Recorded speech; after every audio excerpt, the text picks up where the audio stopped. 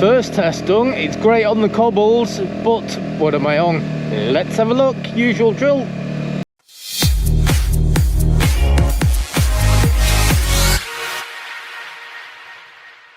So this is what I've got today. This is the Voge R125.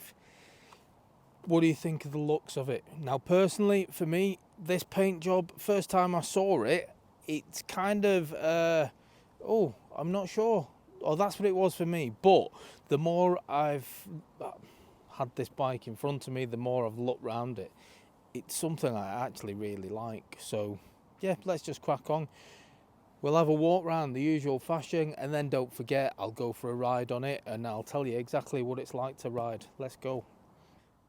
So there's our sexy close-up. It is available in other colours as well, but this looks brilliant in the flesh. Do like how they've got the blue stickers going around the rims as well, so it matches. I really like the little exhaust as well, just sticking out at the bottom. So it just keeps this whole area here nice and clean. I like it. I do think a lot of 125s, they can ruin the look of a bike with some puny little exhaust coming out. So for me, it's always a decent change to make. But I don't think you need to with this, because it looks very nice in its standard setup and it sounds good, as you will hear very shortly. Brakes wise, you've just got a single disc 2-pot at the front. Brakes are alright. I've had a little ride already and I'll just no complaints. Single pot at the rear. We've got L plates being sported today because in the UK this is it's a 125cc motorbike. So in the UK, with your rider training, your CBT, you can ride one of these from age 17. And that's why it's sporting the L plates, because the majority of 125 riders will be on L plates. I know there's a lot, myself included, that will come back to them once you've passed your test, because it's always a nice second bike option. But at age 17, I would have loved one of these. There is the rear foot pegs, should you want to take anybody on the back. You've got something to grab onto. The back end looks nice. I like what they've done there with the rear light. Has just got a side stand. There is no centre stand with this, so chain maintenance makes it a little bit harder, but it's not impossible. You just have to roll it forward or backward, don't you, while you're doing it. Not an issue with that. I think from a styling point of view, I think Voge have nailed this one. It's a really nice looking bike, and as far as 125s go, I think it's very well priced as well. It does say E5 on the tank. I know from personal experience with Voge, certainly my Rally 300 that I've got, that will only use E5. It says not to use E10, and mine will use E10, but it does make it sound a little bit rough. Still works, but rough, and I should imagine this will be the same, but I'll confirm. If I'm wrong, I'll put something on the screen now, and if I'm not, then just remember it's E5 only. I want to say a budget 125, which I think is unfair because it doesn't feel like a budget bike, but it is priced like a budget bike, so I'm going to have to say it. So we've just got the standard. We've got your horn, indicators, high-low beam, and you've got your pass button there. Right-hand side, again, just your engine start, and we've got your engine cut off there. Nice and simple. The screen is one of the things that I really, really like with this bike. It looks really, really nice, as I will demonstrate.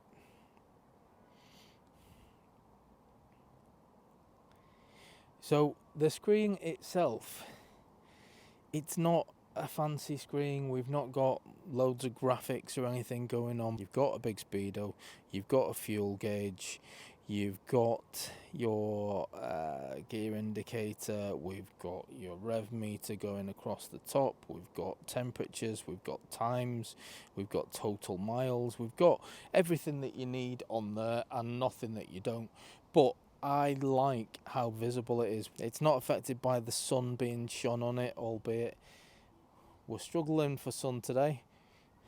but still I've had a few openings in the clouds and it has shone on the screen, and it does absolutely nothing. It's still clear as you'd want it to be.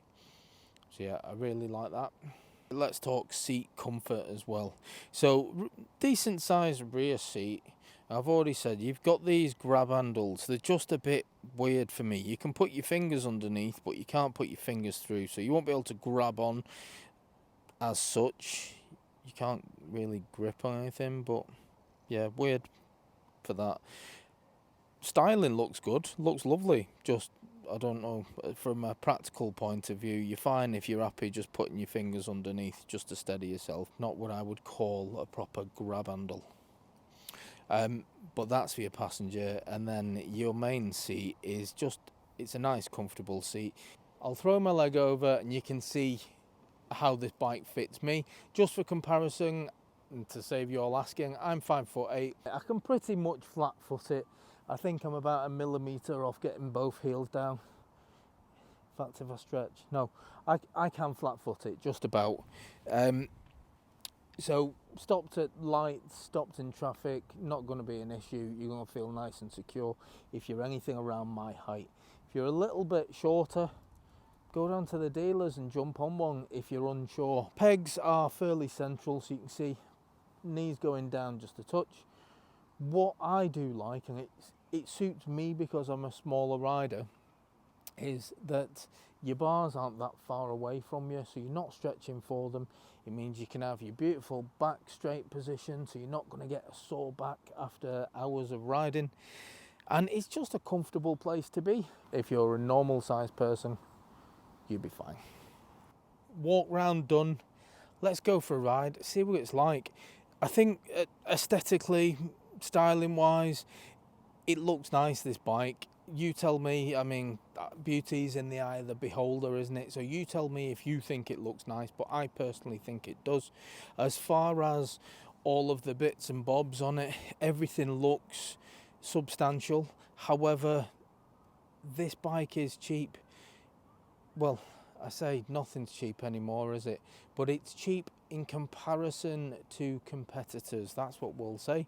So it is less than £3,000. It's about £2,799, but you'll have on the road prices on that as well, so probably just under £3,000. Now, I know that's a lot of money. However, in the current market where you can buy 125s for £5,000-6,000, this actually looks like a bit of a steal at 3,000 or less, just less than 3,000. If you compare this to bikes of a similar price, the likes of your Benellis, your BNs, your TNTs, your Keyways, that kind of bike, then it fits in beautifully with those. They're built to keep the prices low for us that buy them, but they're actually at a decent standard that you would actually be happy to buy them. And I think that's the same as this. It's a cheap bike, but I'm happy with the finish of it. It's actually quite nice. Anyway, enough talking waffle. Let's just go for a ride. I'll show you what it rides like. And if you're interested in more videos like this, don't forget, hit the subscribe button, join the club, and let me know what you think of it as well. Comment. Oh, it's got a lovely sound as well. The bike itself looks absolutely beautiful, doesn't it? I know the paint job's not going to be to everyone's liking. I personally, first time I seen this paint job, wasn't something that I would ordinarily go for myself, but the more I've looked at it, the better it looks. I do like it. It's different and it stands out. So riding wise, I've got to say, one of the things that I'm really impressed with is the screen. That screen is absolutely lovely, and when you're riding and you can look down at a glance and you've got those really big numbers for your speedo, it's just easy. And who doesn't like easy? I certainly do. It's just lovely. The colour scheme and everything on it just works. What I do also like is the fact that your rev meter on this, it's the same colour pretty much as the paint scheme on the bike. So I just think that's a nice touch. I don't know whether that is, well, it'd be brilliant if they did it for every colour scheme. It's a brand new bike, this.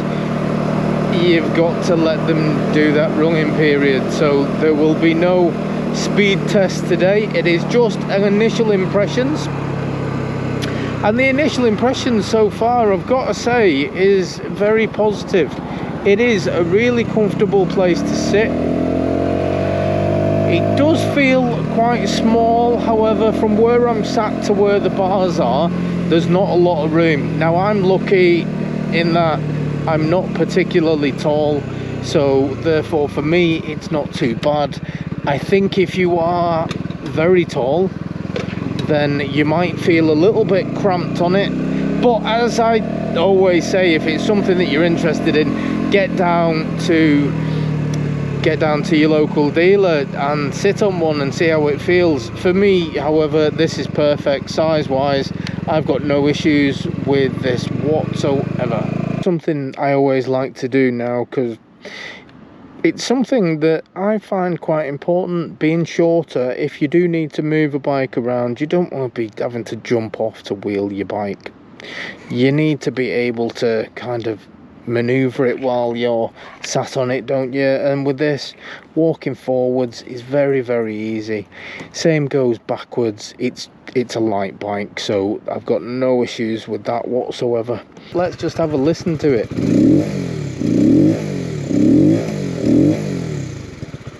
I think that sounds pretty good, mate. You tell me.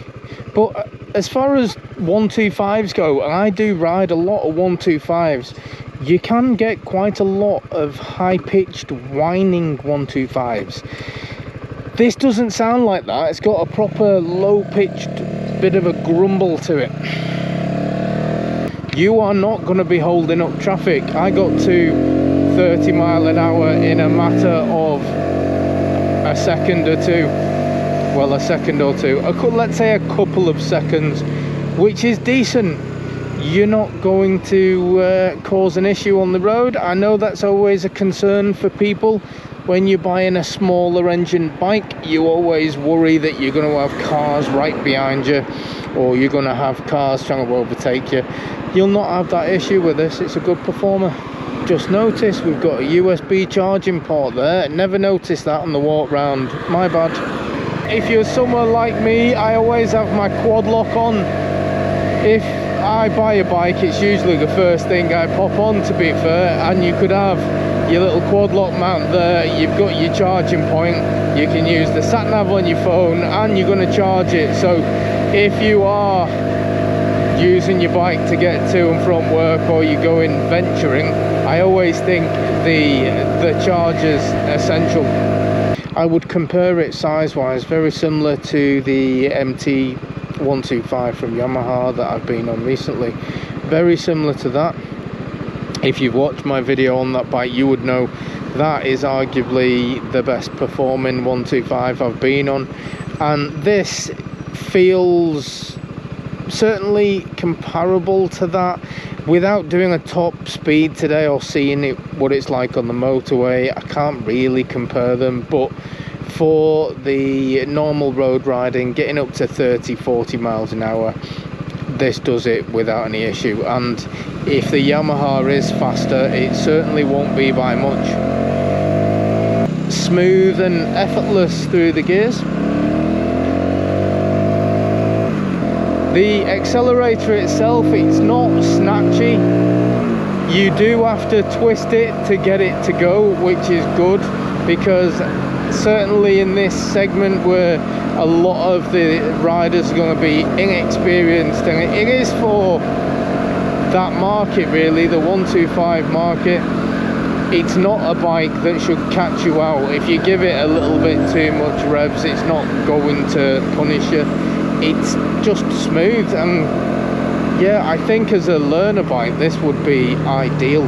First bike and getting a 125, yeah, I don't think you can go wrong with something like this. Voge are a Husif company.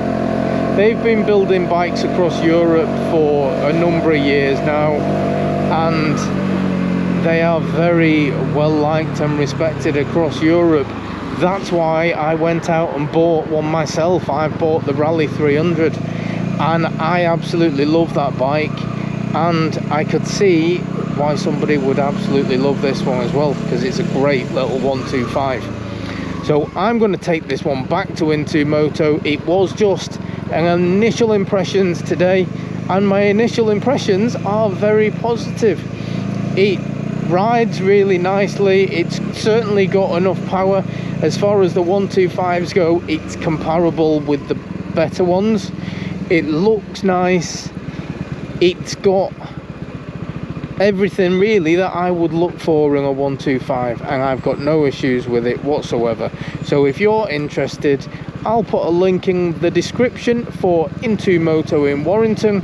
Don't forget, if you're not local, they will deliver to you as well, but you can contact them directly. Just follow the link, and that's going to do me. Thanks a lot, guys, and I'll catch you on the next one. Laters.